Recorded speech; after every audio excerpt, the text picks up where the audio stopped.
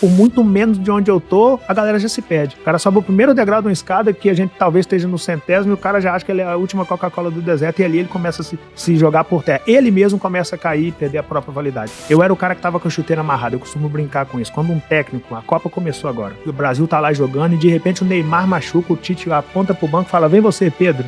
Ele fala, peraí que eu só vou amarrar a chuteira. Ele fala, não, então vem você, Rafinha, você tá com a chuteira amarrada. Eu era o cara que tava com a chuteira amarrada.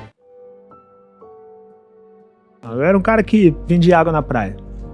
Eu nem pensava nesse termo empreendedorismo, eu não era dessa leva. Eu era da leva do trabalhar por conta. Eu tô fazendo o que dá, enquanto dá, até que tem algo melhor do que isso para ser feito. Isso sempre foi o Rick. Faz o que tem, no cenário que você tem, até que você possa fazer outras coisas. Esse sempre foi o Rick. Tava lá vendendo minha água, tranquilão, felizão, porque eu tava conseguindo dentro do que eu me propunha, dentro do que eu buscava naquele momento, eu tava conseguindo o êxito. Eu conseguia pagar meu aluguel, eu conseguia me alimentar, eu conseguia vestir, eu conseguia comprar livro. Eu leio muito desde sempre. Sempre li muito, desde 97. E aí, eu encontro um determinado grupo de turistas. Eu sempre fui bom em oratória. A minha intenção sempre foi vender e a minha estratégia para vender sempre foi me relacionar. Então, eu me relacionava para que a venda acontecesse no automático. E aí, eu falava muito antes de vender. Eu encontrei um determinado grupo de turistas e estou lá vendendo água para um desses turistas. E nesse grupo tinha um grupo de pessoas falando que o Brasil já tinha dado o que tinha que dar e que eles estavam indo embora do Brasil. Em resumo. Aí eu terminei de vender água para esse turista e virei para os outros e falei, olha, desculpa incomodar, desculpa intrometer, mas o Brasil não está nessa crise toda que vocês estão relatando aí não. Aí um deles levantou e falou, cara, você coloca no seu lugar, você é o retrato da crise. Você vende água na praia, acorda, irmão. Você está no do subemprego que você quer, você acha que você é quem? Por isso que eu tô indo embora desse Brasil, por causa de ignorância como você, porque no Brasil até um cara igual você pensa que pode falar de crise. Aí eu pensei, pô, esse cara não sabe o que ele tá falando, com quem ele tá falando. Porque no Brasil, o preconceito é tão grande que o banhista pensa que ele vale mais do que o cara que tá ali para lhe servir. E se eu tô ali para servir aquele cara, eu tenho o mesmo valor daquele cara.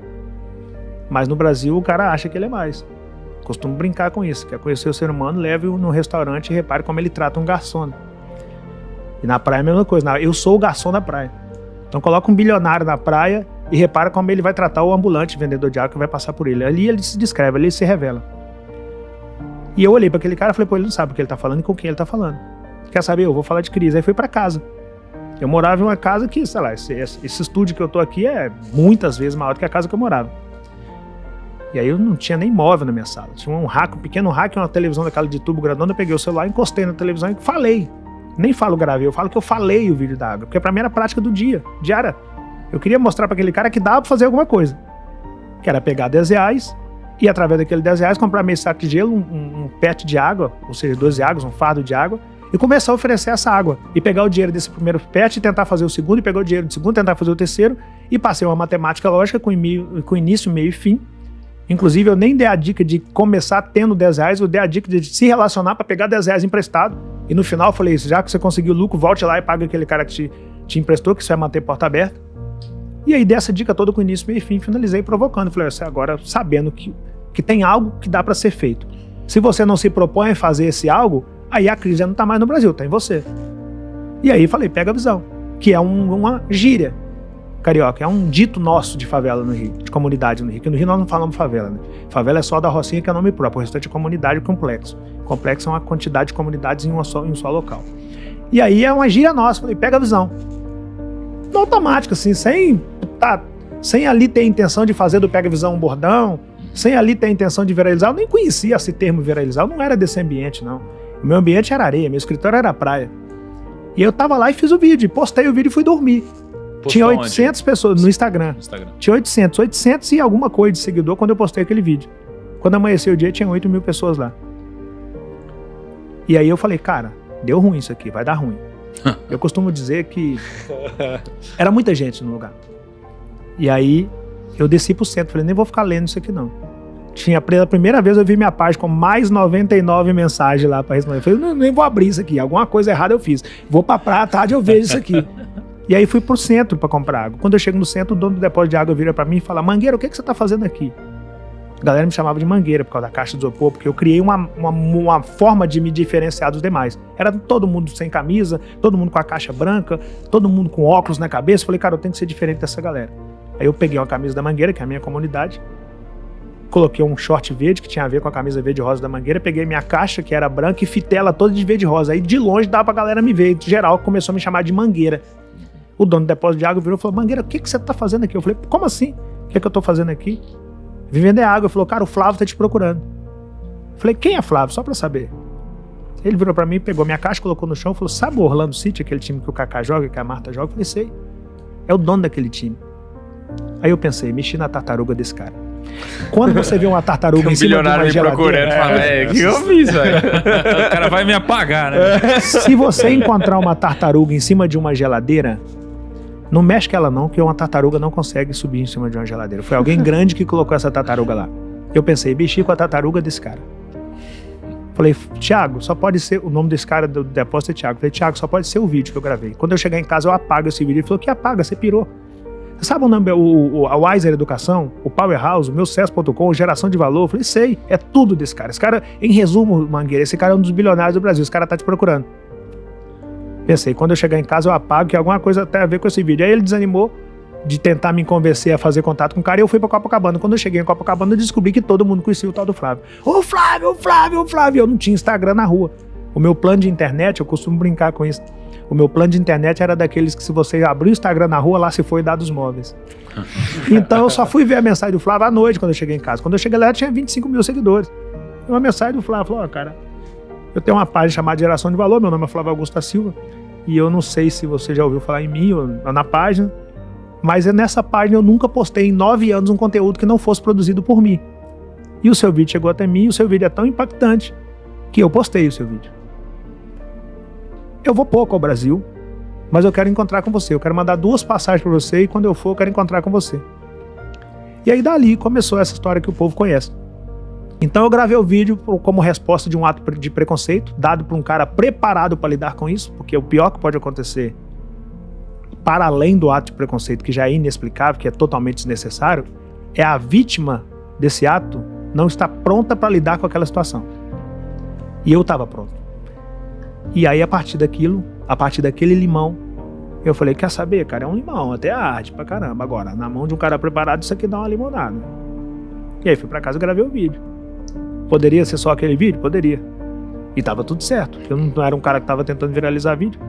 Poderia vir mais coisa através daquele vídeo? Poderia. Mas eu dei um passo, eu gravei um vídeo. E hoje, inclusive, a galera fala assim: ah, mas que se não fosse o Flávio... Eu falo: não, peraí, se não fosse o vídeo. Porque assim, o Flávio veio depois do vídeo. Toda ação gera uma reação. Poderia ser, sei lá, poderia ser lixado como ridículo por estar fazendo aquele vídeo. Então, se não fosse o vídeo, o Flávio não viu o vídeo. Então, ok, se não fosse o Flávio, se eu tivesse caído nas mãos erradas, que tem muito disso, você conhece esse meio nosso. Então, eu poderia ter caído numa mão de um cara que poderia ter me conduzido ao caos, poderia ter me usado muito. E o Flávio nunca me prometeu nada. O Flávio é um cara muito pé no chão. Depois do meu pai, eu não conheço ninguém igual o Flávio. Depois da chegada do Flávio, mudou totalmente a minha caminhada. Como é que Mas foi se eu não gravo o vídeo, não existia a chegada do Flávio. Então, assim, se não fosse o Flávio, ok, mas se não fosse o vídeo, não tinha... E teve uma coisa que o Flávio sempre me falou, foi: cara, a única coisa que eu te dou de dica, não é nem que te peço, o Flávio nunca me pediu nada. A grandeza do Flávio é absurda. Ele falou: a única coisa que eu te dou de dica é: não perca a sua essência. Seja esse cara que você é aí. Porque eu sou muito simples, né, primo? Eu sou um cara que não tem salto, eu ando com a minha caixa de isopor, eu sou um cara tranquilão, sou acessível pra caramba. E o Flávio: não perde isso não, cara. O que você tem de mais bonito é esse. Você é um aprendiz, você é um mensageiro aprendiz. Não sai dessa condição jamais, porque se você sair dessa condição, você começa a perder a validade. A gente até adora esse Rick que o mundo conhece, mas a gente é apaixonado mesmo por aquele cara do vídeo da água. Então não perde isso não. Foi a única coisa que o Flávio me deu como dica na vida. Então eu sou muito grato e essas dicas são muito importantes pra mim. Por muito menos de onde eu tô, a galera já se perde. O cara sobe o primeiro degrau de uma escada, que a gente talvez esteja no 100º, e o cara já acha que ele é a última Coca-Cola do deserto, e ali ele começa a se jogar por terra. Ele mesmo começa a cair e perder a própria validade. Então, foi isso que me levou a gravar aquele vídeo. Realmente, e que poderia ser só um vídeo. Poderia ser só um vídeo. Tem uma pessoa que eu conheço que eu pensei que ia ser um novo Rick Chester, assim. Sim. É um cara que eu conheci uma vez num programa, eu fui na Globo uma vez e esse cara tava lá, um estereótipo muito parecido com o que você representava, assim. E eu pensei que o cara ia explodir, fez vídeo, viralizou também, foi lá na Globo e tal, e eu acho que talvez por uma falta de um Flávio, esse cara, às vezes, Não recebeu bons conselhos, né? O Flávio entrou como um mentor muito importante aí também, né, cara? Eu costumo dizer que... Acho que o Rick estava preparado, mas assim, realmente você precisa de alguém para te orientar, porque senão, às vezes você pode não dar certo ou pode demorar mais para dar certo.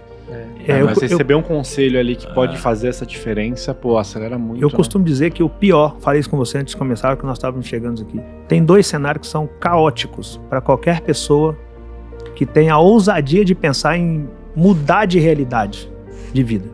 O primeiro deles é o dinheiro chegar antes da educação financeira.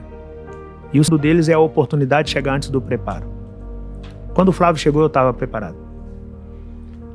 Nos 2 aspectos. Eu estava preparado com mentalidade para lidar com muito dinheiro, caso eu chegasse a muito dinheiro, e eu estava preparado para o que viria depois do vídeo d'água. E a maioria não se preparou mentalmente falando, emocionalmente falando, com mentalidade de lidar com ela, a maioria não se preparou. Eu era o cara que estava com a chuteira amarrada, eu costumo brincar com isso. Quando um técnico, a Copa começou agora, aí o Brasil tá lá jogando e de repente o Neymar machuca, o Tite aponta pro banco e fala, vem você, Pedro. Ele fala, peraí que eu só vou amarrar a chuteira. Ele fala, não, então vem você, Rafinha, você tá com a chuteira amarrada. Eu era o cara que tava com a chuteira amarrada. Quando o Flávio olhou. Não pode perder a oportunidade. Você não pode estar com a chuteira desamarrada. Você tem que estar pronto, você tem que acreditar que em algum momento você vai ser chamado pro campo e não vai dar tempo de você nem amarrar a chuteira. Eu era o cara que tava com a chuteira amarrada. Eu passei uma vida inteira lendo. Eu passei uma vida inteira dizendo não pela postura para coisas que não me conduziriam ao extraordinário. É como se eu tivesse passado uma vida inteira esperando o contato do Flávio Augusto da Silva. Muito bom, velho. E a galera não faz isso. A galera, eles não se preparam pro extraordinário. A galera até fala em extraordinário, mas não se prepara para isso. O cara ganha... Ele começa a vender água na praia com o Rick na segunda-feira, no primeiro final de semana do verão. No final dessa primeira semana, ele chega num montante de dinheiro considerável. Ele fala, cara, quer saber? Eu vou trocar meu celular. Ao invés dele trocar a caixa de isopor. Ao invés dele comprar uma água de uma qualidade melhor. Ao invés dele investir na roupa que ele vende na praia, ele troca de celular. Na segunda-feira ele fala, hoje é minha folga. Fazer um churrasco lá em casa, quem vai? Eu falava, eu não vou não, eu vou estar na praia amanhã. Pô, mas você não tem folga não? Eu falo, não, amanhã a concorrência é menor, vocês vão folgar e eu vou estar aqui vendendo, verão. Então a minha mentalidade era outra. E os caras queimavam o dinheiro que eles ganhavam no final de semana, na segunda-feira, na terça-feira eles tinham que recomeçar novamente, sem dinheiro e com menos tempo. Eu guardava o dinheiro do final de semana, na segunda-feira eu trabalhava e na terça-feira eu tinha mais dinheiro daqueles caras, o mesmo tempo que eles tinham a partir da terça-feira, e já estava dando sinais claros de que eu conseguia lidar com o dinheiro. Ser fiel no pouco é um negócio muito complexo.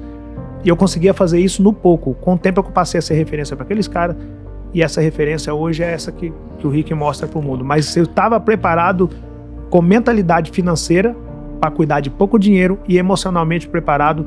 Legal. E com o nível de conhecimento necessário para ocupar o lugar que eu ocupo hoje.